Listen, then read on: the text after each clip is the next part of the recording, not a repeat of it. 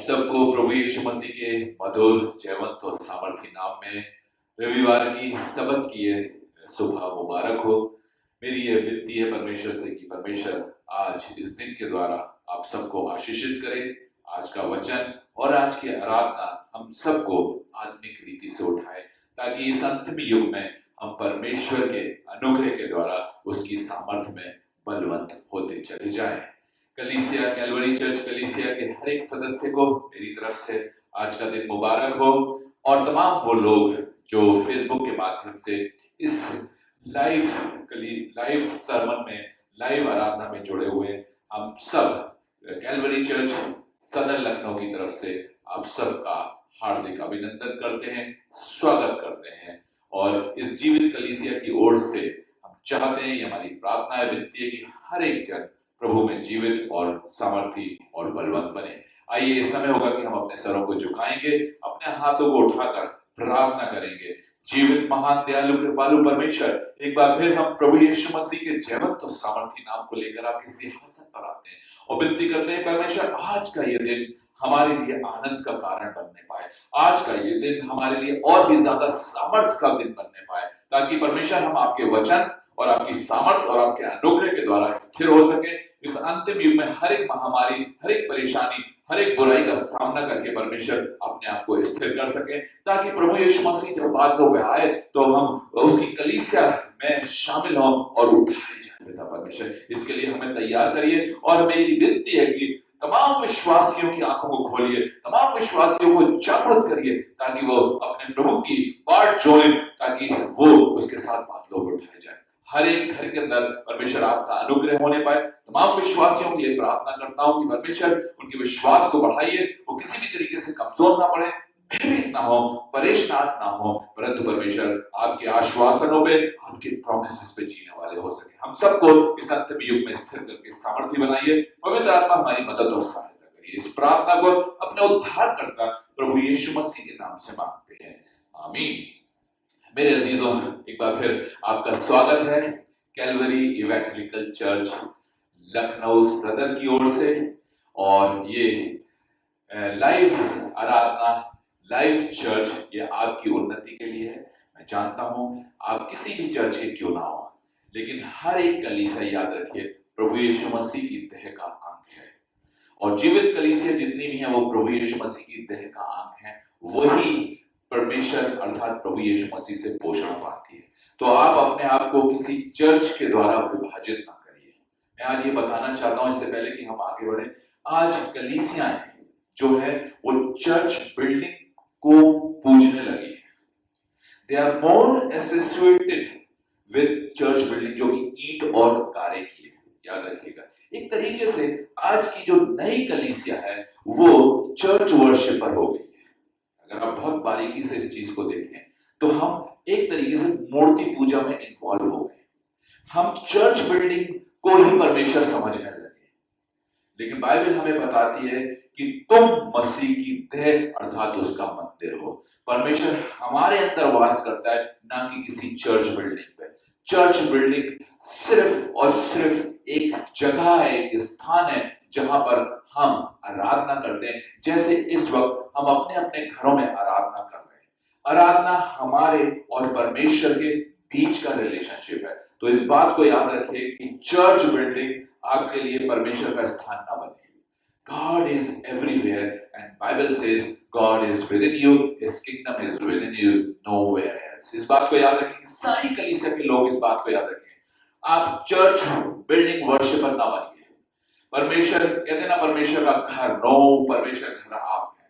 वो पुराने नियम में था जब परमेश्वर एक जगह पर जो है मिलता था, लेकिन आज परमेश्वर हमें हर जगह मिल सकता है।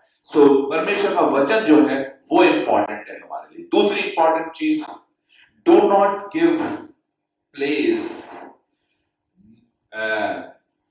ज्यादा स्थान जो है पासवानों को परमेश्वर से ऊंचा स्थान मत दीजिए। मैं खुद पासवान हूं, मैं कलीसिया से कहना चाहता हूं, कभी भी पासवान को परमेश्वर से ऊंचा स्थान मत दीजिए। पासवान आपके लिए परमेश्वर नहीं हो सकता है।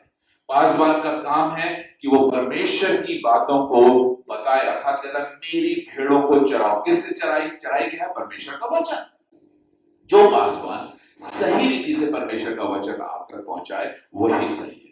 आज लोग जो हैं पासबानों के अधीन हो गए, वो पासबान उन पर डोमिनेंस ले रहे हैं, उन पर दबाव डालते हैं, उन पर प्रेशर डालते हैं। ये दो चीजें मैं आज कहना चाहता हूं।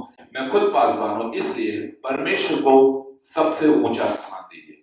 कोई भी मनुष्य, चाहे वो पासबान हो, चाहे वो किसी भी ओहदे पे क्यों ना हो, वो परमेश्वर का स्थान कभी नहीं ले सकता। आप ये बात जानते हैं, लेकिन फिजिकल तौर से, शारीरिक रूप से आप वही करते हैं जो आपको नहीं करना चाहिए। आप मुंह से तो ये कहते हैं नहीं, परमेश्वर का स्थान कोई नहीं लग सकता, लेकिन एक्शन से आप परमेश्वर को तुच्छ जानते हैं और अपने पासबान और ऊंचे ओहदे वालों को परमेश्वर का स्थान देते हैं, क्योंकि आप उनकी गलत बातों को सुनते हैं। याद रखिएगा, परमेश्वर से बढ़कर कुछ नहीं है और परमेश्वर का वचन ही सामर्थ्य है। और हमें एक ही नाम दिया गया है, वो है यीशु नाम, जिस नाम के अधीन परमेश्वर ने सब कुछ करा है। तो बाकी लोग ऑल आर इक्वल। हर इंसान की ड्यूटी, पासबान की ड्यूटी है कि वो वचन दे, दूसरों की ड्यूटी है वो परमेश्वर की आराधना करें, किसी की प्रार्थना का ये गिफ्ट है, ये वरदान है जो कि कलीसिया की उन्नति के लिए है। तो इन बातों को ध्यान रखिए जो मैं आज आपको बता रहा हूं, ताकि आपको इस अंतिम युग में कोई भी किसी भी रीति से भ्रमित ना करने वाला हो सके। तो दो चीजें हैं। पहला, जो आराधना का घर है जिसको कि हम चर्च कहते हैं, वो सिर्फ church building, it's not a church, it's a church building. Church हम लोग हैं, ये कॉन्सेप्ट अपने दिमाग में डालिए। कलीसिया हम हैं, हम मसीह की देह के अंग हैं। वो बिल्डिंग है, बिल्डिंग में कुछ नहीं है, सिर्फ कलीसिया वहां जाके आराधना करती है। बहुत से लोग कहते हैं कि अरे भवन में जाना है, भवन में जाना है, लॉकडाउन कब खुलेगा हम भवन में जाएंगे। ये दिमाग में लोगों की गलत चीजें बैठी हैं और मैं आज ये क्लियर करना चाहता हूं कि परमेश्वर का भवन आप और मैं हैं, उसकी कलीसिया उसका भवन है। तो कहीं भी रह के आप आराधना कर सकते हैं, क्योंकि ऐसे दिन आएंगे और बाइबल में ऑलरेडी ये भविष्यवाणियां लिख दी है कि कोई घर से निकल नहीं पाएगा। तो ऐसे में हमें परमेश्वर को स्थान देना, उसके वचन को अपने। दूसरी चीज, किसी भी व्यक्ति को परमेश्वर से ऊंचा स्थान मत दीजिए। Listen to your God, listen to the word of God. और अगर कोई भी व्यक्ति आपको परमेश्वर के वचन से भ्रमित करता है, उससे अलग ले जाता है, तो आप उसका सामना करिए, चाहे वो कोई क्यों ना हो। और मैं अपने लिए भी ये बात कहता हूं, मैं दूसरों के लिए, अपने, मैं भी हो सकता है कि लालच में या बुराई में या अपने ओहदे को बरकरार करने में आपको भटकाऊं और पॉलिटिक्स खेलूं, कभी नहीं, कभी नहीं। जब आपको परमेश्वर का ज्ञान होगा, आप इन चीजों से दूर रहेंगे। तो ये दो इंपॉर्टेंट चीजें जिसको कि मैं संसार को, मसीहों को बताना चाहता हूं अपनी ओर से, क्योंकि ये परमेश्वर ने ये बात मुझे, कोई लोग कहते हैं हम मूर्ति पूजा नहीं करते, but you are the worshipper of church building and that is equivalent to statue worship. ध्यान दीजिएगा, आज ही परमेश्वर ने इस आत्मा में इस बात को मुझ पर प्रकट करा और मैंने ये आप तक पहुंचाई। तो बी केयरफुल। मेरे अजीजों, याद रखिएगा, परमेश्वर ने हम पर अनुग्रह करा है और अपने पुत्र प्रभु यीशु मसीह को क्रूस पर बलिदान करके एक ऐसा प्रायश्चित ठहराया है जिसके द्वारा हमारे पापों को क्षमा करके वो हमें नया जीवन, अनंत जीवन और साथ ही साथ में इतने सारे प्रॉमिसेस देता है। यदि हम इनमें अपना जीवन बिताएंगे तो हमें किसी भी तरीके से कोई बात की घटी नहीं होगी, परेशानी नहीं होगी, दुख नहीं होंगे, पीड़ाएं नहीं होंगे। भले ही ये संसार पीड़ाओं में क्यों ना गुजरे, क्योंकि उन्होंने जीवित परमेश्वर को नहीं जाना। और अगर आपने जीवित परमेश्वर को जाना है तो भयभीत होने की जरूरत नहीं है, परेशान होने की जरूरत नहीं है, क्योंकि परमेश्वर हमारा सामर्थी परमेश्वर, उसके प्रोमिसेस में जब आप जिएंगे तो वही हमारा क्या है, अभिगति, वो हमारा शरण स्थान है, वो हमें बचाने वाला है। उसकी शरण में जब हम रहेंगे, कोई विपत्ति, कोई दुख, कोई महामारी, कोई संकट हमारे डेरे के निकट अर्थात हमारे रहने के स्थान कभी भी नहीं आ सकता। What a wonderful God! मेरे अजीजों, परमेश्वर का वचन सामर्थी है और वो हमारे जीवनों को बदल सकता है यदि हम उस वचन पे विश्वास रखें। अजीजों, जैसा कि हमारा टॉपिक था और मैंने जो मैसेज डाला था कि हम इस महामारियों के दौर से अर्थात महामारियों से कैसे बच सकते हैं, इसको समझना बहुत जरूरी है। क्या ये महामारियां हमारी प्रार्थनाओं से हट जाएंगी या हम प्रार्थनाओं के द्वारा इन महामारियों से बच सकते हैं? ये बहुत बड़ा सवाल है जिसको कि कलीसिया को जानना बहुत जरूरी है, क्योंकि आज कलीसिया इस महामारी के दौर में भयभीत है, डरी हुई है और परेशान है, क्योंकि वो परमेश्वर की बातों को, परमेश्वर के वचन को सही रीति से नहीं जानते, नहीं पहचानते। मैं देखता हूं कि फेसबुक पर आजकल कलीसियाएं जो है प्रार्थना कर रही हैं कि ये महामारी अर्थात ये कोरोना जो है दूर हो जाए। क्या वास्तविकता में ऐसा हो जाएगा? मेरे अजीजों, हमने पिछले साल भी प्रार्थना करी थी और 2021 के अंदर ये महामारी और भी ज्यादा तीव्र होकर हमारे सामने आई है। क्या हमें इससे पता नहीं चलता कि हम परमेश्वर की इच्छा के विरुद्ध प्रार्थना कर रहे हैं, क्योंकि हमको परमेश्वर के वचन का ज्ञान नहीं है? मेरे अजीजों, आज हम इसी बात पे चर्चा करेंगे। आज हम इसी बात को देखेंगे कि परमेश्वर का जीवित वचन और परमेश्वर के आश्वासन हमसे क्या कहते हैं। क्या हम इन महामारियों को हटा सकते हैं? क्या हमें परमेश्वर इन महामारियों से और इन परेशानियों से और इन तूफानों से और आने वाले भयंकर भयंकर रोगों से बचाता है या नहीं बचाता है? अजीजों, हमें इसके लिए वचन को जानना बहुत जरूरी है। परमेश्वर का वचन सामर्थी है, परमेश्वर का वचन बलवंत है। बाइबल में यीशु मसीह ने कहा है कि जो बातें मैं तुमसे कहता हूं, चाहे वो किसी भी रीति से नहीं टलेंगी। और इसके संदर्भ में वो कहता है, चाहे आकाश और पृथ्वी टल जाएं, पर मेरी बातें कभी ना टलेंगी। क्योंकि जो कुछ भी यीशु मसीह ने कहा है वो पूर्ण होगा। और मैं आपको सब कुछ वचन से बताऊंगा, इसलिए बड़े ध्यान से आज के इस वचन को सुनिए। ये वचन आज आपको स्थिर कर सकता है, ये वचन आज आपको बदल सकता है, ये वचन आपके जीवन में सामर्थ्य ला सकता है, ये वचन इस महामारियों से आपको बचा सकता है। यदि आपने परमेश्वर के वचन पर ध्यान लगाया, मन लगाया, तो जहां कहीं भी बैठे हैं ध्यान से इस वचन को सुनिए, अपने मनों के अंदर इस वचन को उतारिए, क्योंकि ये जीवित परमेश्वर का वचन है और ये कभी भी खाली नहीं जाता है और ये अपना काम करके लौटता है। याद रखिएगा। मेरे साथ निकालेंगे लूका की इंजील उसका 21वां अध्याय, लूका की इंजील उसका 21वां अध्याय और उसकी 29 आयत से लेकर 36 आयत को हम पढ़ेंगे। यहाँ पर यीशु मसीह ने अंतिम दिनों का वर्णन कहा है, साथ ही साथ उसने बहुत सी बातें हमें बताई हैं जिसको कि कलीसिया को बहुत ध्यान से समझना चाहिए। अपनी अपनी बाइबल्स में अपने बाइबल को निकालिए और इस वचन को अंडरलाइन करिएगा। मैंने अंडरलाइन करके लिख रखा है वहां पर एंड डेज प्रोफेसी। परमेश्वर ने आखिरी दिनों के विषय में क्या कहा है, यीशु मसीह ने स्वयं अपने मुख से कहा है, और जो यीशु मसीह ने कहा है वो किसी भी तरीके से कटने का नहीं है। इसे हम मेहरबानी से पढ़ेंगे और गौर से सुनेंगे। इसी रीति से जब तुम ये बातें होते देखो, तब जान लो कि परमेश्वर का राज्य निकट है। मैं तुमसे सच सच कहता हूं कि जब तक ये सब बातें ना बोले, तब तक इस पीढ़ी का कदापि अंत ना होगा। आकाश और पृथ्वी टल जाएंगे, परंतु मेरी बातें कभी ना टलेंगी। इसलिए सावधान रहो, ऐसा ना हो कि तुम्हारे मन खुमार और मतवालेपन और इस जीवन की चिंताओं से सुस्त हो जाएं, और वह दिन तुम पर फंदे के समान अचानक आ पड़े, क्योंकि वह सारी पृथ्वी के सब रहने वालों पर इसी प्रकार आ पड़ेगा। इसीलिए जागते रहो और हर समय प्रार्थना करते रहो कि तुम इन सब आने वाली घटनाओं से बचने और मनुष्य के पुत्र के सामने खड़े होने के योग्य बनो।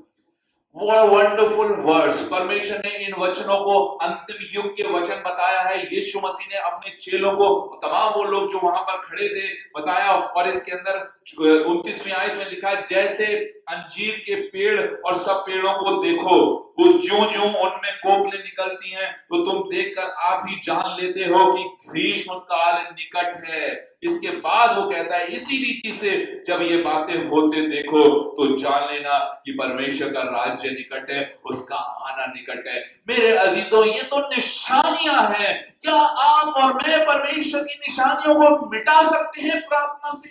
इसीलिए वो इस संदर्भ में कहता है कि चाहे आकाश और पृथ्वी टल जाए, परंतु मेरी बातें नहीं टलेंगी। मैं कलीसियाओं से, मैं हिंदुस्तान की कलीसियाओं से, मैं तमाम कलीसियाओं से, तमाम विश्वासियों से कहना चाहता हूं कि परमेश्वर के वचन पर स्थिर रहिए। परमेश्वर का वचन ही जो है वो सामर्थ्य है और कभी ना टलने वाला वचन है। अपनी बुद्धि और अपनी सोच और अपने देह का सहारा लेके उल्टी सीधी प्रार्थनाएं मत करिए, ना ऐसी प्रार्थनाओं में शामिल होइए जो परमेश्वर के वचन के खिलाफ हैं, जो परमेश्वर के वचन के अगेंस्ट हैं। मैं आपको कुछ बात बताना चाहता हूं जो इस पद में से हमने देखी है। पहली चीज, जब ये बातें होते देखो तब जान लो कि परमेश्वर का राज्य निकट है। ये हमें चिन्ह के रूप में दी गई है, इनका होना आवश्यक है। याद रखिएगा, इनका होना आवश्यक है। किनका होना आवश्यक है? इन महामारियों का होना आवश्यक है।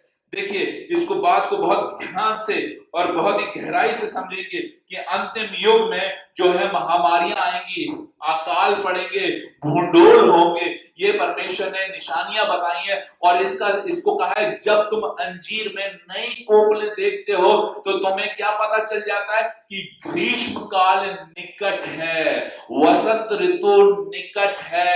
वसंत ऋतु में नई कोपलें आती हैं, उससे पहले पेड़ क्या हो जाता है? सूखा होता है, झड़ जाता है। ऐसे में जब नई कोपलें निकलो तो समझ लेना कि एक नया दौर शुरू होने वाला है। परमेश्वर प्रभु यीशु मसीह ने इन बातों को पहले ही बता दिया और मैं आपको परमेश्वर का दास होने के नाते परमेश्वर के सच्चे वचन के द्वारा चेताना चाहता हूं, सावधान करना चाहता हूं कि ये महामारियां किसी भी रीति से नहीं जाएंगी, क्योंकि ये पहले ही प्रेडिक्ट कर दी गई हैं, क्योंकि इनका होना आवश्यक है। और ये सब महामारियां मनुष्य के पापों के द्वारा, उनकी परमेश्वर की दूर होने के कारण और उनकी गंदगी के कारण, उनके मतवालेपन के कारण और उनकी सेल्फिश नेचर के कारण ये सारी महामारियां इस मनुष्य जाति में पड़ रही हैं और पड़ती रहेंगी। और इससे भी ज्यादा महामारी आएगी। मैंने पिछली बार भी कहा था कि अभी कोरोना वायरस खत्म नहीं हुआ है, ब्लैक फंगस ने जो है दस्तक दे दी है, उसने लोगों को मारना शुरू कर दिया। और मैं आपको बताना चाह रहा हूं, ये ब्लैक फंगस जो है ये और भी ज्यादा खतरनाक है, क्योंकि इसका डेथ का रेशो बहुत ज्यादा है। 50% डेथ रेशो है इसका। सावधान रहिए, सावधान रहिए और सावधान रहिए। आप किसी भी तरीके से प्रार्थना के द्वारा महामारियों को हटा नहीं सकते, क्योंकि ये अंतिम युग के चिन्ह हैं, ये प्रकट होने आवश्यक है। और इसके द्वारा, महामारियों के द्वारा लोग मरेंगे और लोगों के मरने का कारण सिर्फ यही है कि वो परमेश्वर से दूर हो चुके हैं। उन्होंने परमेश्वर को त्याग दिया है, उन्होंने सच्चाई को त्याग दिया है, उन्होंने झूठ और फरेब में जीवन जीना शुरू कर दिया है। लोग सेल्फिश हो गए, लोगों के अंदर दया नहीं रही है, लोगों के अंदर क्रूरता भर गई है, लोग एक दूसरे को देख नहीं सकते और इन्हीं कारणों से वो तमाम वो बुराइयां करते हैं जो परमेश्वर की दृष्टि में ठीक नहीं है। इसलिए ये महामारियां जो है संसार पर आ पड़ी हैं, लेकिन लोग नहीं समझते, लोग अपने आप को बदलना नहीं चाहते। लोग महामारियां तो हटाना चाहते हैं, लेकिन लोग बदलना नहीं चाहते। आज संसार को बदलने की जरूरत है, आज हमें बदलने की जरूरत है। अगर हम बदलेंगे तो परमेश्वर इन महामारियों से हमें बचाएगा। तो पहली चीज, ये चिन्ह है, महामारियां अंतिम युग का चिन्ह है। दूसरी इंपॉर्टेंट चीज जो हम देखते हैं, आकाश और पृथ्वी टल जाएंगे परंतु मेरी बातें कभी ना टली। ये बातें जो यीशु मसीह ने बोली हैं कि अंतिम युग में जो है राज्य पे चढ़ाई करेगा, भूंडोल होंगे और अर्थक्वेक्स जो आएंगे और महामारियां आएंगी, फ्लड्स आएंगे, तूफान आएंगे, इनका होना आवश्यक है और ये किसी भी तरीके से नहीं टलेंगे। पहली बात अपने दिमाग में बैठाइए, कभी नहीं टलेंगे। तो जो लोग इनको टालने की प्रार्थना कर रहे हैं, कभी नहीं टलेंगे। लेकिन परमेश्वर वायदा करता है कि वो इनसे हमें बचाएगा। दोनों में बहुत फर्क है। महामारियों को हटाना, महामारियां किन के लिए आ रही हैं? उनको मारने के लिए आई हैं जिनके पाप का घड़ा भर चुका है। लिखा है, तुम अपनी ही अभिलाषा में खिंचकर फंसकर पाप में बढ़ते हो। जब पाप बहुत बढ़ जाता है तो मृत्यु को उत्पन्न करता है। मेरे अजीजों, जीवित परमेश्वर, इस सृष्टि का रचयिता किसी को भी मारना नहीं चाहता, लेकिन हम मृत्यु को समझते नहीं कि मृत्यु हम पर क्यों आती है। बाइबल बताती है जब पाप बहुत बढ़ जाता है तो मृत्यु को उत्पन्न करता है। इसलिए परमेश्वर पुकार के अपने वचनों में कहता है, देखो मैंने अपने बेटे को क्रूस पर कुर्बान करा ताकि मैं तुम्हारे पापों को क्षमा कर दूं। लेकिन मनुष्य फिरना नहीं चाहता, परमेश्वर के पास आना नहीं चाहता है। इसलिए रोज बरोज उसके पाप का घड़ा भरता रहता है और जिस दिन वो घड़ा भर जाता है उसी दिन ये शरीर नष्ट हो जाता है। बाइबल की ये बातों को याद करिए, इसको अपने हृदय में बैठाइए। मनुष्य अपनी ही अभिलाषा में खिंचकर फंसकर पाप में पड़ता है। जब पाप बहुत बढ़ जाता है तो मृत्यु को उत्पन्न करता है। यदि आपके पाप क्षमा न करे जाए तो निश्चित रूप से आप मृत्यु का स्वाद चखेंगे। इसलिए प्रभु यीशु मसीह कहता है, जिन्होंने प्रभु यीशु मसीह को ग्रहण करा, पिता ने उनके पापों को क्षमा करके उन्हें अनंत जीवन देने का प्रॉमिस करा। क्योंकि जहां पाप नहीं वहां मृत्यु नहीं, जहां पाप क्षमा हो गए वहां मृत्यु का कोई सवाल नहीं। What a wonderful promise is given by our true God to whole world. सारे संसार। बाइबल कहती है परमेश्वर ने जगत से ऐसा करा। परमेश्वर परम ईश्वर, सबका ईश्वर है, वो किसी धर्म का ईश्वर नहीं है। इस बात को याद रखिएगा। वो जीवित परमेश्वर, सबका परमेश्वर है। जो जो उस पर विश्वास प्रकट करेगा उसके जीवन में परमेश्वर अपने कार्य को करेगा। इसलिए परमेश्वर किसी धर्म में वास नहीं करता। मेरे अजीजों, मेरे भाइयों, इस बात को समझिए। इस अंतिम युग में महामारियों के दौर को देख के समझिए कि परमेश्वर आपसे क्या कहना चाहता है। परमेश्वर कह रहा है वापस आ जा, वापस आ जा, कि ताकि मैं तेरे पापों को क्षमा करके तुम्हारे जीवनों को धो के शुद्ध और पवित्र कर सकूं। मेरे अजीजों, तीसरी बात बाइबल कहती है इसलिए सावधान रहो। Be alert. इन बातों को देखकर आपको अलर्ट होना, ना कि परेशान होना है, ना कि भयभीत होना, ना कि घबराना, बल्कि अलर्ट होना है। Because the time has come and you need to be alert. Bible तीसरी बात जो इसी पद में जो हमने पढ़ा है, लूका 29 से 36, लूका 21 अध्याय उसकी 29 आयत से लेकर 36 आयत तक, इन्हीं में से मैं आपको बता रहा हूं, यीशु मसीह के शब्द बता रहा हूं कि तीसरी बात जो वो कहता है कि सावधान रहो। जब ये बातें टलेंगी नहीं तो सावधान रहना। Be alert. Why he is saying be alert? जब तूफान आता है तो हम क्या कहते हैं? हम जब समुद्र में तूफान आता है तो गवर्नमेंट और कोस्ट गार्ड से अलाउ कर देते हैं तमाम मछुआरों को, अलर्ट करते हैं कि वापस आ जाओ, तूफान आ रहा है, नहीं तो तुम तूफान में नष्ट हो जाओगे। अभी हमने देखा तोयते जो तूफान आया है वो किस तरीके से उसने जो है बहुत सी नावों को नष्ट कराया और बहुत से लोग बचाए भी गए, क्यों, और मारे भी गए। जिन्होंने इस सावधानी को नहीं लिया वो मारे गए। इसलिए परमेश्वर आज आपसे भी कहता सावधान रहो, सावधान रहो। अगर आपने सावधानी को नहीं बरता, आई एम टेलिंग यू कि आपको ये महामारी मार के ले जाएगी। इसलिए परमेश्वर कैसा सावधान रहो। कैसे सावधान रहना? अब यहां पर बहुत ही इंपॉर्टेंट चौथी चीज है कि वो कह रहा है अगर सावधान नहीं रहोगे तो ये दिन तुम पर फंदे के समान अचानक आ पड़ेगा। जो लोग सावधान नहीं रहेंगे उनके जीवन में ये दिन, ये महामारी का दौर और मृत्यु का कारण अचानक ही उनके जीवन में आ पड़ेगा और उस वक्त आप इससे बच नहीं पाएंगे, क्योंकि आपने परमेश्वर की सावधानी को नहीं बरता, उसके वचन को तुच्छ जाना और उसको त्याग कर संसार में विलीन हो गए, उसमें खो गए, उसकी अभिलाषाओं में गुप्त हो गए। इसलिए आपने परमेश्वर की बातों को नजरअंदाज कर दिया और उसके वचनों के द्वारा अपने जीवन में सावधानी को नहीं बरता, इसलिए मृत्यु अचानक ही तुम पर आ पड़ेगी। पांचवी इंपॉर्टेंट चीज बाइबल कहती है इसलिए जागते रहो और हर समय प्रार्थना करते रहो कि तुम इन सब आने वाली घटनाओं से क्या करें? बचने और मनुष्य के पुत्र के सामने खड़े रहने का क्या कर सको?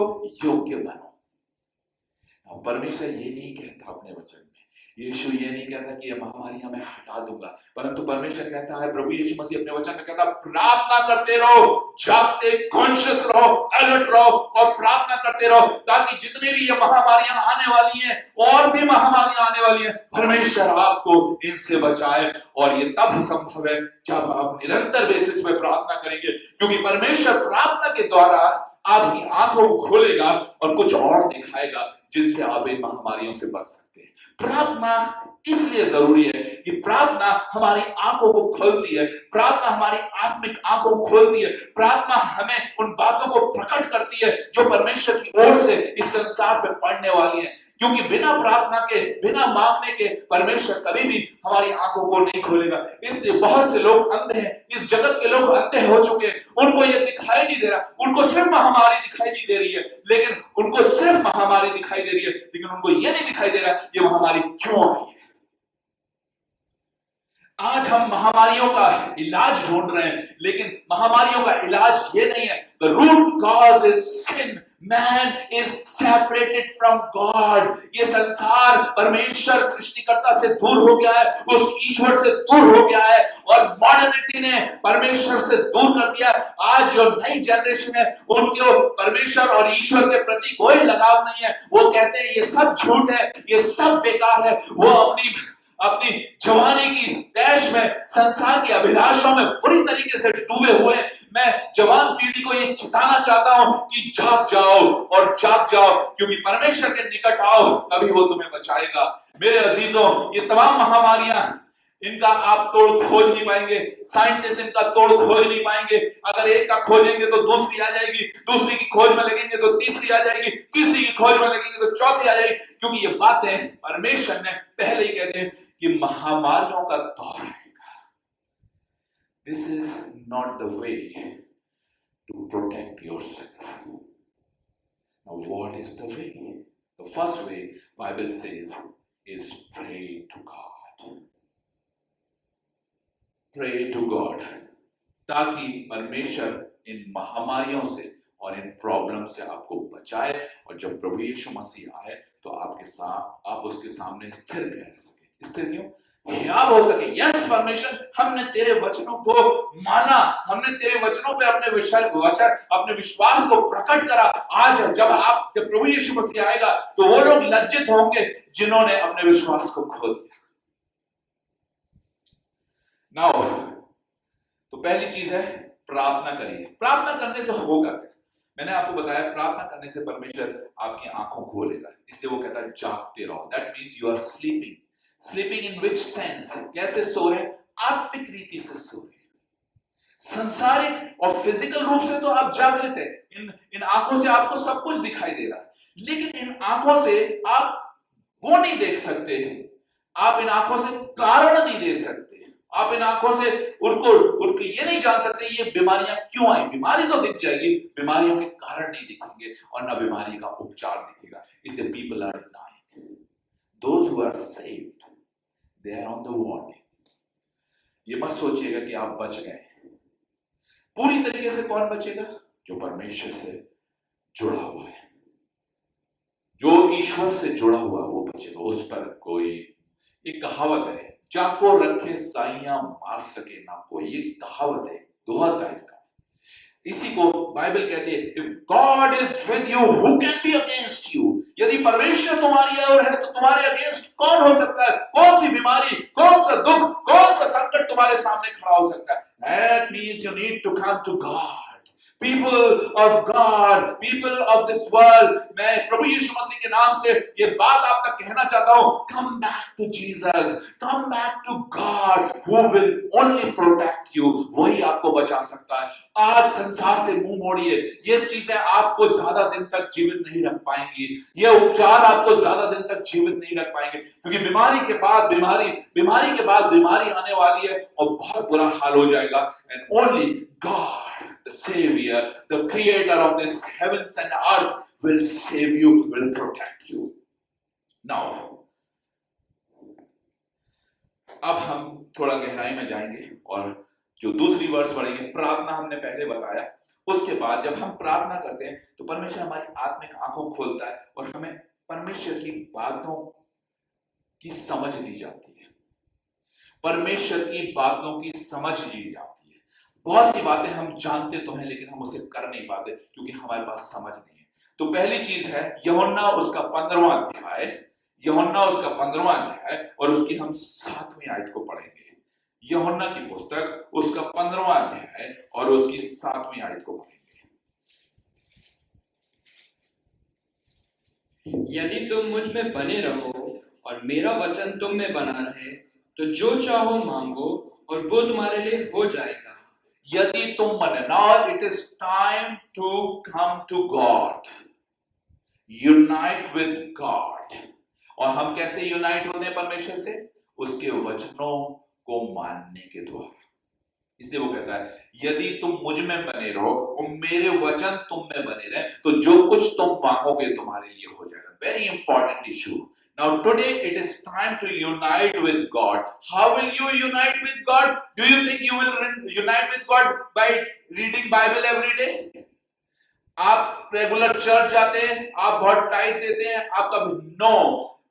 जब परमेश्वर के वचन आपके अंदर आने लगेंगे, क्योंकि परमेश्वर के वचन नहीं चलते हैं, इसलिए वो कुछ और नहीं कहता है।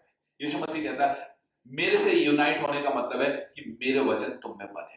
इसी बात को राजा दाऊद ने जब जाना तो वो क्या कहता है कि मैंने तेरे वचनों को अपने हृदय में रख छोड़ा है ताकि तेरे विरुद्ध पाप ना करूं, अर्थात अगेंस्ट ना जाऊं। पाप मीन्स परमेश्वर के अगेंस्ट जाना ना। तो ये परमेश्वर के वचन जो है हमें परमेश्वर में बांध कर रखते हैं, उसकी आज्ञाओं में, उसके प्रिंसिपल्स में बांध के रखते हैं ना। दूसरी इंपॉर्टेंट चीज लिखा है, जो चाहो मांगो तुम्हारे लिए हो जाए। तो मोमेंट परमेश्वर आपके अंदर आता है तो परमेश्वर का ज्ञान, उसकी शिक्षाएं भी आपके अंदर आती हैं। और जब हम दूसरा वचन देखते हैं, दूसरे वचन में हम जाएंगे तो वहां पर है पहला यूहन्ना उसका 5वां अध्याय, पहला यूहन्ना उसका 5वां अध्याय और उसकी 14वीं आयत, 14th वर्स। और हम उसके सामने जो हियाव होता है वो ये है कि यदि हम उसकी इच्छा के अनुसार कुछ मांगते हैं तो वह हमारी सुनता है। अब नाउ सेकंड इंपॉर्टेंट थिंग, उसकी इच्छा क्या है। कई बार हम मांगते रहते हैं। यहां पर जो है यूहन्ना, पहले यूहन्ना की पुस्तक में परमेश्वर का दास, जो जितने भी परमेश्वर के दास हैं उन पर परमेश्वर ने अपनी बातों को प्रकट करा है ताकि वो हम तक पहुंचे और हम और आप अपने आप को स्थिर कर सके। तो वो कहता है परमेश्वर की इच्छा के विरुद्ध कुछ ना मांगना। अब परमेश्वर की इच्छा क्या है कि अंतिम युग में ये महामारियां आए ताकि जो लोग पाप पे पाप करते जा रहे हैं, बुराइयों से, वो मारे जाए। तो आप महामारियों को नहीं हटा सकते, पापियों को बचा सकते हैं। पापियों, लिखा है जितनों ने पाप करा है वो सब अगर प्रभु यीशु मसीह के पास आए तो बचाए। एक आश्वासन परमेश्वर ने लिखा है, परमेश्वर ने जगत से ऐसा प्रेम किया कि उसने अपना इकलौता पुत्र दे दिया ताकि जो कोई इस पे विश्वास करे नाश ना हो परंतु अनंत जीवन पाए। परमेश्वर आपको मारना नहीं चाहता परंतु आपको बचाना चाहता है, लेकिन आप बचने की जगह आप बचना नहीं चाहते परंतु आप पाप पे पाप करते चले जाते हैं, परमेश्वर से दूर होते चले जाते हैं, इसलिए मृत्यु आप पर आ जाती है। याद रखिएगा मेरे अजीजों, परमेश्वर ने मनुष्य को अनंत जीवन देने का वायदा करा है, लेकिन कोई भी अनंत जीवन लेने परमेश्वर के पास ना आता नहीं है, परंतु वो बुराई में फंसते चले जाते हैं। और बाइबल साफ कहती है जब पाप बहुत बढ़ जाता है तो मृत्यु आ जाती है। तो मृत्यु का कारण आप ही है। The reason of death is you and your things yourself, your deeds. तो कोई किसी पे दोष नहीं लगा, इवन आप परमेश्वर पे भी दोष नहीं लगा सकते कि लोग कहते हैं अरे परमेश्वर ने क्यों उठा लिया। गलत, रॉन्ग कॉन्सेप्ट। परमेश्वर ने नहीं उठाया परंतु पाप बहुत बढ़ गया इसलिए मृत्यु आ गई।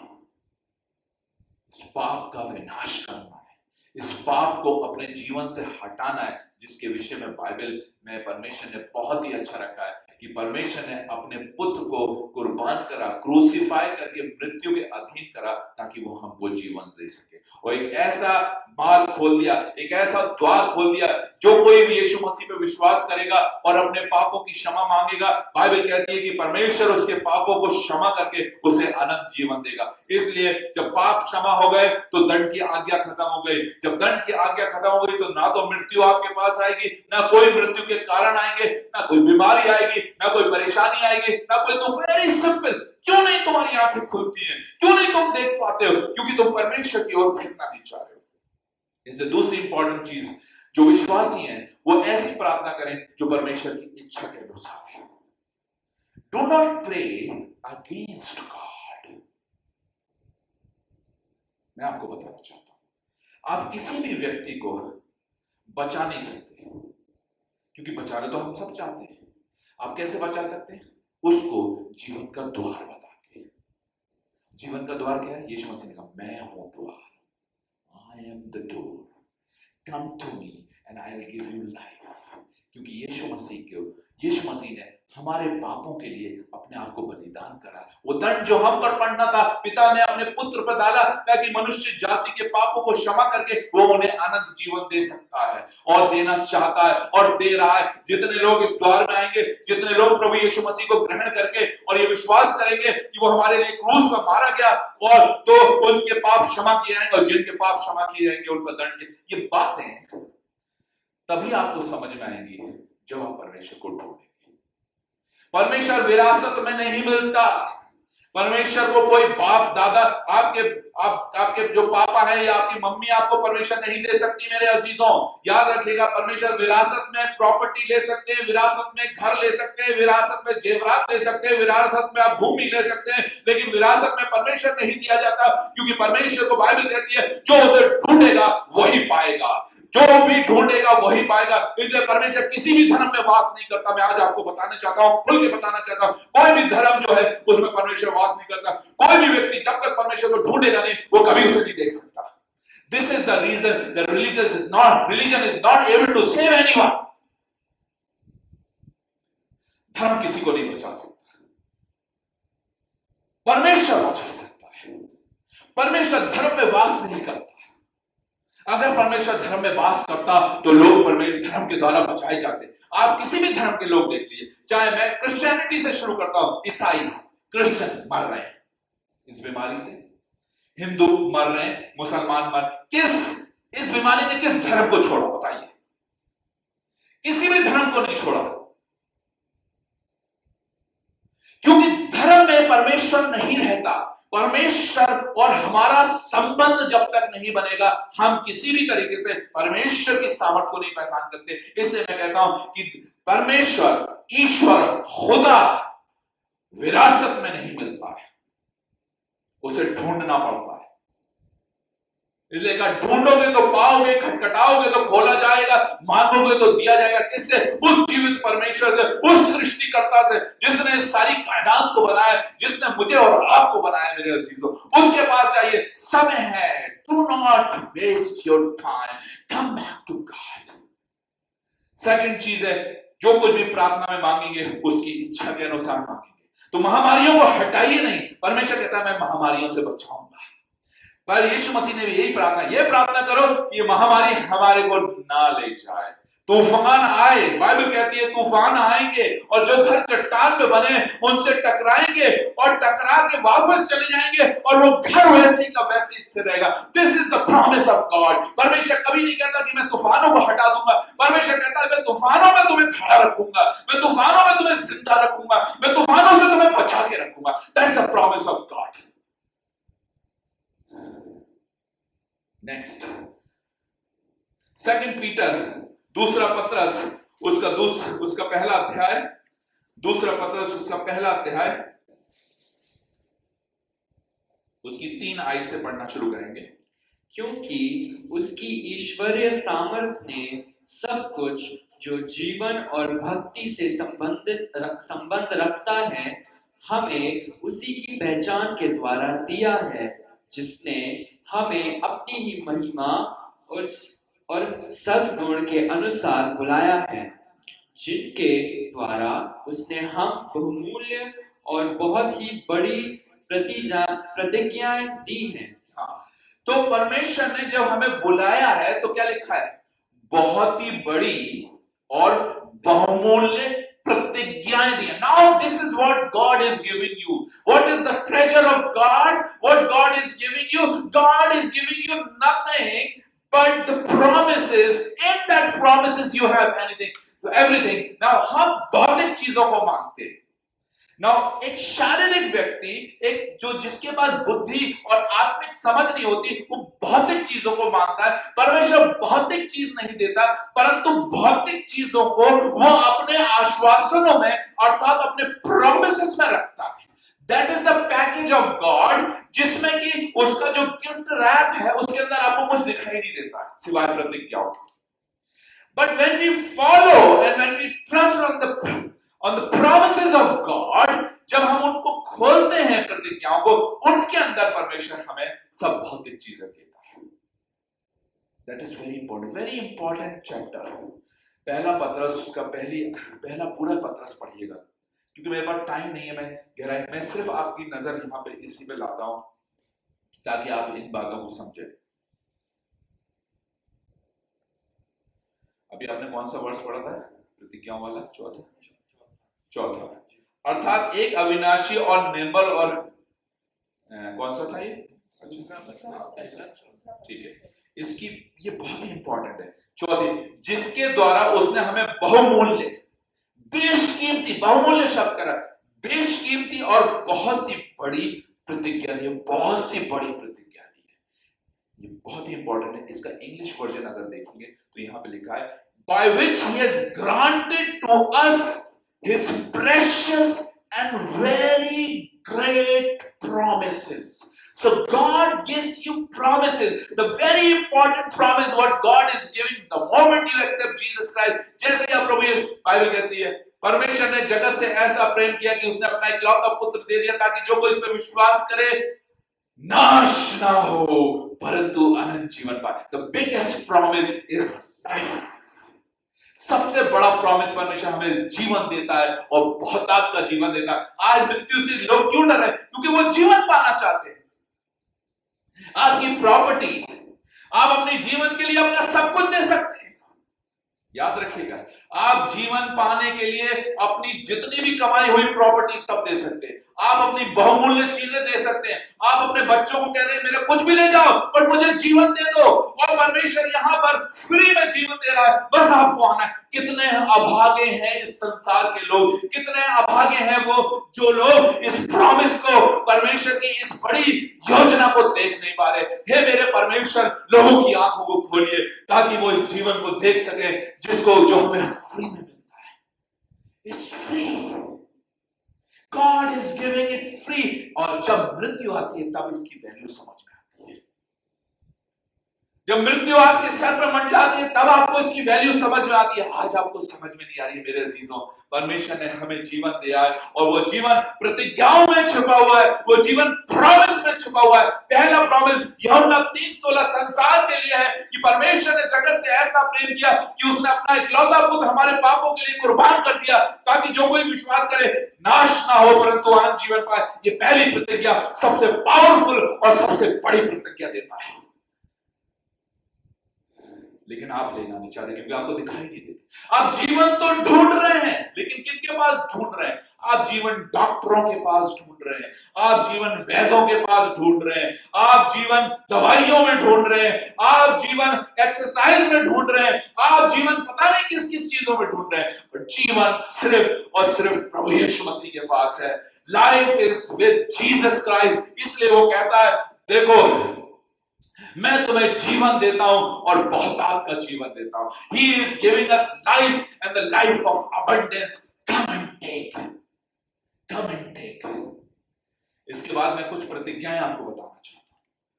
जबकि मैंने ये बताया कि परमेश्वर ने हमें प्रतिज्ञाएं नहीं दी। हम मसीहों को प्रतिज्ञाओं में जीवन जीना है, हम मसीहों को प्रतिज्ञाओं पर विश्वास करना है, अपने भरोसे को प्रकट करना है, तभी परमेश्वर हमें इन प्रतिज्ञाओं का वारिस बनाएगा। इसलिए सब कुछ परमेश्वर विश्वास के द्वारा देता है और विश्वास लिखा है, विश्वास बिना उसे प्रसन्न करना अनहोना है। You cannot please God without faith. When you trust in God, when you trust in His promises, जब आप उस पर विश्वास करते हैं, उसकी प्रतिज्ञाओं पर विश्वास करते हैं, तो वो अपनी प्रतिज्ञाओं के द्वारा आपके जीवन को स्थिर करता है। What a wonderful God we have. We praise you God. What a wonderful God you are.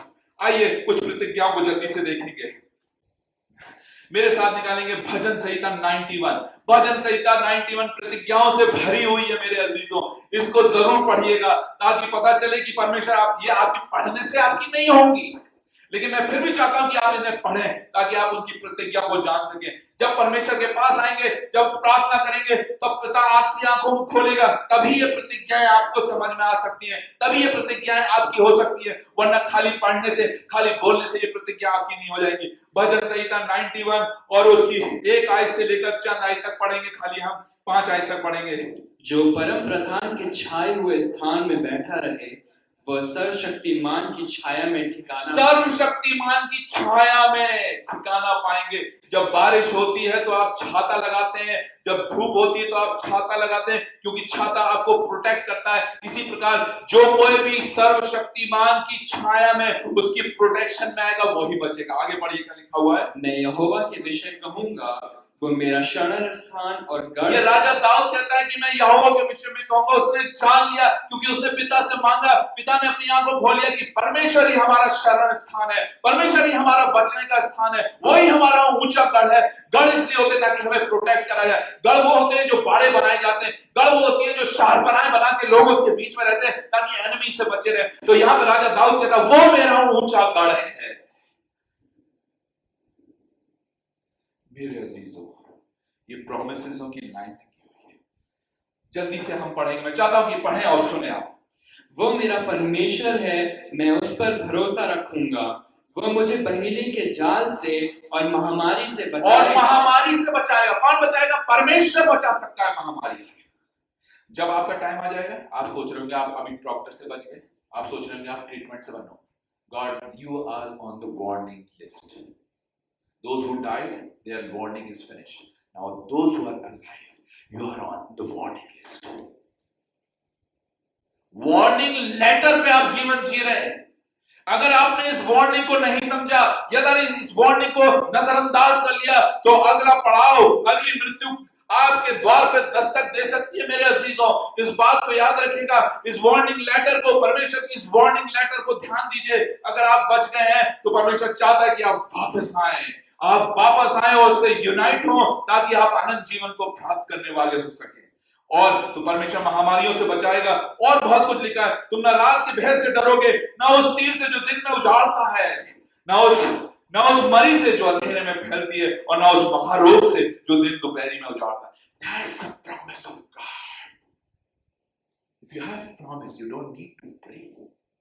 Praying is to open your eyes to receive the promise. That is the problem. आप कितनी भी प्रार्थना कर लीजिए, यदि आपकी आंखें नहीं खुली हैं, यदि आप promises को नहीं पहचानते, कुछ नहीं होगा।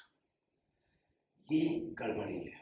Pray that your eyes will open, that you can see how God works, how God can protect you. That is the very important thing. Now, उसके बाद हम यशाया 54:17 में आएंगे। जल्दी से मैं कुछ promises, important promises बता रहा हूं। यशाया 54:17। जितने हथियार तेरी हानि के लिए बनाए जाएं, उनमें से कोई सफल ना होगा। जितने हथियार तेरी हानि के लिए बनाए जाएं, उनमें से कोई सफल नहीं होगा। That is the promise of God to us. हमारे लिए ये promise है। कोई हथियार, मृत्यु का कोई हथियार, ये महामारी हथियारें मारने के लिए, याद रखिएगा। हमारे पास जैसे लोग जो है वो चाकू से, बंदूक से, लाठियों से अलग तरीके से मारते हैं, बट परमेश्वर की लाठी बिना आवाज के आती है। वो महामारियों के रूप में आती है, वो बीमारियों के रूप में आती है, वो तूफानों के रूप में आती है, वो जो है अकालों के रूप में आती है और प्राणों को लेकर चला जाती है। मेरे अजीजों, परमेश्वर यहाँ पे कहता है जितने हथियार तेरी हानि के लिए बनाए जाएंगे, उनमें से तुझ पर कोई न चलेगा, कोई सफल ना। ओह व्हाट अ वंडरफुल गॉड। आगे पढ़ेंगे क्या लिखा। और जितने लोग मुद्दई होकर तुझ पर नालिश करें, उन सबों से तू जीत जाएगा। यहोवा के दासों का यही भाव होगा और वे मेरे ही कारण धर्मी ठहरेंगे। यहोवा की यही वाणी है। That is the promise of God. ये परमेश्वर की प्रॉमिस और उसकी इच्छा है। किसके लिए? हमारे लिए। किसके लिए? जो उस पर विश्वास करते हैं। किसके लिए? जो उस पर उसकी शरण में रहते हैं। And nothing can stand against you. आइए दूसरे वचन को पढ़ेंगे। दूसरा सैमुएल निकालेंगे, उसका 22वां अध्याय से उसकी दूसरी और तीसरी आयत को पढ़ेंगे। यहाँ पे भी जो है, यहाँ पे राजा दाऊद बोलता है, राजा दाऊद ने क्लियर सारे वचन जो हैं परमेश्वर अपने दासों पर, अपने भविष्यवक्ताओं पर प्रकट करता है, ताकि उनके द्वारा वो हम तक पहुंचे और हम उन पर विश्वास करके परमेश्वर के अनुग्रह को पा सकें। दूसरा सैमुएल 22 अध्याय उसकी दूसरी और तीसरी आयत। उसने कहा, यहोवा मेरी चट्टान और मेरा गढ़ है, मेरा छुड़ाने वाला, मेरा चट्टान रूपी परमेश्वर है, जिसका मैं शरणगत हूँ। मेरी ढाल, मेरा बचाने वाला सींग, मेरा ऊंचा गढ़ और मेरा शरण स्थान है। हे मेरे उद्धारकर्ता, तू उपद्रव से मेरा उद्धार किया करता है। That is the declaration of King David. बहुत ही अच्छा है। किंग डेविड ने बहुत ही अच्छे तरीके से परमेश्वर के इस भेद को हम पर प्रकट किया है। The Lord is my rock and my fortress and my deliverer. English में लिखा है मुझे डिलीवर, मुझे बचाने वाला। और यही यीशु मसीह ने, जो घर चट्टान पे बना है उस पर आंधी आएगी, तूफान आएगी। तो कौन सा घर चट्टान पे बना है? चट्टान कौन है? प्रभु यीशु मसीह परमेश्वर हमारी चट्टान है। जिनका विश्वास प्रभु यीशु मसीह परमेश्वर सृष्टि करता है वही उन्हीं का घर चट्टान पे। घर क्या है? ये हमारी देह। ये हम अगर परमेश्वर की चट्टान पर वास करते हो, उसके वचनों पर जीवन बिताते हैं, nothing will harm you. You are protected. That's a promise of God. God will protect you. Now these are the promises proclaimed by God's people because God has delivered them from तमाम प्रकार की महारोगों से और परेशानियों से और दुखों से और एनिमी से उसने उन्हें बचाया। इसलिए उन्होंने उसके वचनों को उजागर करा ताकि हम सब जान पाए। नेक्स्ट आखिरी है प्रोवर्ब्स नीति वचन 18:10। नीति में कुछ ही प्रॉमिस ले रहा हूं क्योंकि समय का अभाव है, नहीं तो Bible is full of promises. Bible कहती है तेरी कोई हड्डी नहीं टूटेगी। That is also a promise of God. You will fall, you will rise up. कोई हड्डी नहीं टूटेगी। जब हम गिरते हैं, बाथरूम में गिरते हैं, लोगों की हड्डियां टूट जाती हैं। और मैं आपको बताना चाहता हूं, जो लोग प्रॉमिस में जिएंगे, आप पहली बात तो आप गिरेंगे नहीं, और अगर गिरेंगे भी तो आपकी शरीर में किसी प्रकार की कोई हानि नहीं होगी, because you live in the promises of God. नहीं तो आप बाथरूम में फिसल जाइए, आपकी हड्डी टूट जाएगी। लोग मल्टीपल फ्रैक्चर हो जाते हैं, लेकिन बाइबल कहती है तेरी कोई हड्डी नहीं टूटेगी। That's a promise of God. Oh what a wonderful God we have. पढ़ेंगे प्रोवर्ब्स 18:10। यहोवा का नाम दृढ़ गढ़ है, धर्मी उसमें भागकर सब दुर्घटनाओं से बचता है। What a wonderful. The name of the Lord is strong tower. एक छुपने का स्थान है। लिखा है कि righteous man runs into it and is saved. God, इसी को दूसरे शब्दों में राजा दाऊद ने कहा, परमेश्वर मेरा ऊंचा गढ़ है, परमेश्वर मेरा किला है, परमेश्वर ने हमारे चारों तरफ बाड़े को बांध रखा है मेरे अजीजों। इसलिए कोई भी दुष्टता, कोई भी मृत्यु का कारण, कोई बीमारी, कोई महामारी, कोई भी जो मृत्यु को हर लेने वाले जितने भी जो हैं हथियार हैं, हम पर नहीं चलाए जा सकते, because we are protected by the angels of God. और मैं आखिरी कहूंगा भजन संहिता 91 जल्दी से फिर से खोलेंगे, क्योंकि भजन संहिता 91 is such a wonderful promise. Full chapter is full of promise, और परमेश्वर ने इन प्रॉमिसेस को जो है राजा दाऊद पे प्रकट करा है। 11वीं आयत को पढ़ेंगे। How God protects us, that is very important. मैंने कहा परमेश्वर आपको महामारियों से बचाएगा। अब आपको एक चीज मैं बताना चाहता हूं, इससे पहले कि हम इस प्रॉमिस को पढ़ें। हम कितना भी इस बीमारी से बचने की कोशिश, हम मास्क लगाते हैं, yes we follow protocol, government का प्रोटोकॉल है, क्योंकि गवर्नमेंट और तमाम लोग, संसारी लोग यही समझते हैं कि हम मास्क लगा से बचें। हम बार बार हाथ धो के उस वायरस को, उस जर्म्स को मारने की कोशिश करते हैं, हम अपने आप को आइसोलेट करने की कोशिश करके। लेकिन मेरे अजीजों, that is a physical instructions.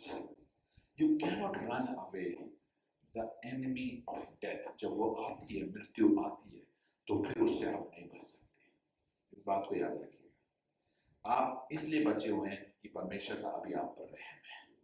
आप इसलिए बचे हुए हैं कि परमेश्वर ने अभी आप पर दंड की आज्ञा नहीं दी है। आप इसलिए बचे हुए हैं कि अभी आपका पाप का घड़ा जो भरा नहीं। जब पाप बहुत बढ़ जाता है तो मृत्यु को उत्पन्न करता है। You will never be able to save. इसलिए ना तो डॉक्टर्स बच पाए, जो कि इक्विप्ड रहते हैं, जिनके पास इलाज है, वो नहीं बच पाए। बड़े बड़े डॉक्टर्स मर गए। अभी आपने न्यूज में सुना, कोई नहीं बच पा रहा। जवान हट्टे कट्टे लोग मर गए, जो जिम जाते थे, जिनकी बॉडी इतनी स्ट्रांग थी, वो मर गए। तो हम क्या देखते हैं ना, तो हम जब बारीकी से इन मृत्यु को देखें और इन लोगों को देखें, nobody is saved. So safety is in the hands of God. परमेश्वर के हाथों में सेफ्टी। और कैसे होती है सेफ्टी? आप पढ़ेंगे भजन संहिता 91:11। क्योंकि वे अपने दूतों को तेरे निमित्त आज्ञा देगा कि जहां कहीं तू जाए वह तेरी रक्षा करे। The angels protects you. Angels helps you from the contamination of this virus. Angels बचाते हैं मेरे अजीजों। प्रोटेक्टिव एंजल्स परमेश्वर हमें बताता है कि हमारे चारों तरफ जो है इनविजिबल पावर जो है वो प्रोटेक्ट करे हुए हैं। So when you live in the promises, because you can not see angels, that is the problem. But Bible says when you believe in the promise of God, now automatically these promises works in your life. So believe. If you are a believer, अगर आप परमेश्वर पे विश्वास करते हैं, अगर आप प्रभु यीशु मसीह पे विश्वास करते हैं, तो उसके आश्वासनों पे विश्वास करिए, उसके promises पे विश्वास करिए। Wherever you will go, Bible कहती है जहां कहीं तुम जाओगे, मेरे दूत तुम्हारे चारों तरफ रहेंगे, तुम्हारी रक्षा करेंगे, तुम्हें महामारियों से और हर एक मृत्यु से बचाएंगे। If you will really rest on the promises of God, where is the fear? People are terrified today. Christians are terrified today because they don't have promises. Or they have promise but they don't rely on the promises. आप मसीहों से मैं आज कहना चाहता हूं, ये बात मैं सिर्फ मसीहों से कह रहा हूं। God has given you life. Jesus has given you life. यीशु मसीह ने आपको जीवन दिया है और बहुतायत का जीवन दिया है, और ये जीवन किसमें? Promises में। आप जब तक इन प्रोमिसेस में विश्वास नहीं करेंगे, परमेश्वर का वो जीवन आप कभी भी प्राप्त नहीं कर सकते, और मृत्यु जल्दी कोई भी हो उसको निकल जाएगी। क्योंकि बाइबल कहती है, परमेश्वर अपने वचन में कहता है, it is impossible to please God without faith. परमेश्वर पर को विश्वास बिना प्रसन्न करना अनहोना है। परमेश्वर के पास आने वाले को विश्वास करना चाहिए कि वो अपने खोजने वालों को प्रतिफल देता है। इब्रानियों 11:6 ये इंडिकेट दे रहा है कि you have to rest, you have to live, you have to walk in the promises of God. That is our protection, that is our life, that is our eternal life, that is our health. Everything is in promises, everything is in the package of promises. Bible कहती है, मैं तुझे लंबी आयु दूंगा, मैं तुझे दीर्घ आयु दूंगा, मैं तुझे अनंत जीवन दूंगा। यीशु मसीह ने कहा, जो जीवित हैं और मुझ पर विश्वास करते हैं, यदि वे मर भी जाएं तो जीवित रहेंगे, और जो जीवित हैं और मुझ पर विश्वास करते हैं वे कभी ना मरेंगे। दोनों promises है, all in promises. Sometimes people take the first promise and they die, but they will live. Now why don't you take the second promise, जिसमें प्रभु यीशु मसीह कहता है कि तुम कभी ना मरोगे। It's all in believing in promises. God has already given you the package. You not able to choose the right thing. Choice is yours. ये परमेश्वर कहता है, मैं तुम्हारी जवानी को उकाब के समान नहीं करूंगा। You will be young every day, but you don't have promise. परमेश्वर कहता है, जवान सिंह भूखे रह सकते हैं, परंतु मेरे खोजने वाले कभी भूखे नहीं रह सकते। This is the promise, but you are dying. परमेश्वर कहता है, मैं तुम्हें हरी हरी चराइयों में जाऊंगा, तुम्हें किसी बात की घटी और परेशानी नहीं। लेकिन आज लोग घटियों में जी रहे हैं, मसीह लोग घटियों में जी रहे हैं, उनके पास फाइनेंशियल क्राइसिस है, उनके प्रॉमिसेस, क्योंकि they are not living in the promises of God. Live in the promises God will fulfill, because वो अपने बाइबल में यीशु मसीह ने कहा, मेरी बातें कभी ना टलेंगी। परमेश्वर की बातें, आकाश और पृथ्वी टल जाएगा, परमेश्वर की बातें, परमेश्वर के प्रॉमिस कभी नहीं टल सकते। And this is the life, and this is the way you can save yourself from pandemics. आप महामारियों से ऐसे बच सकते हैं। मैंने पूरा खोल के मेरे अजीजों बताया। उम्मीद करता हूं ये वचन आपको स्थिर करेगा, ये वचन आपको एक बार फिर नया जीवन देगा, ये वचन आपकी सोच को बदलेगा, ये वचन आपके जीवन से महामारियों को, परेशानियों को, भय को दूर करेगा। परमेश्वर इस वचन के द्वारा आशीषित करे। मेरे अजीजों, मेरी रिक्वेस्ट है, यदि ये वचन आपको अच्छा लगा, इमीडिएटली अपने फोन को उठाइए और इसे शेयर करिए। Share it, let the news goes to everyone, क्योंकि हमारा काम है कि हम सबको बचाएं, और बचाने का एक ही कारण है, you can't save, you can only save through the promise of God. परमेश्वर ने जगत से ऐसा प्रेम किया कि उसने अपना इकलौता पुत्र दे दिया, ताकि जो कोई इस पर विश्वास करे नाश ना हो परंतु अनंत जीवन पाए। परमेश्वर के वचन ही जो है लोगों को बदलेंगे, यही उनकी आंखों को खोलेंगे, यही उनके मनों को बदलेंगे।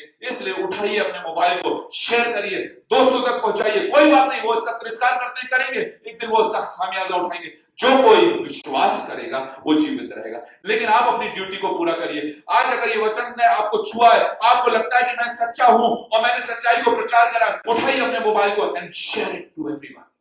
Share it. Let the good news goes to everyone. Let the promises of God goes to everyone. And this way, people get saved. You can save only through Jesus. There is no other way. इसलिए share करिए।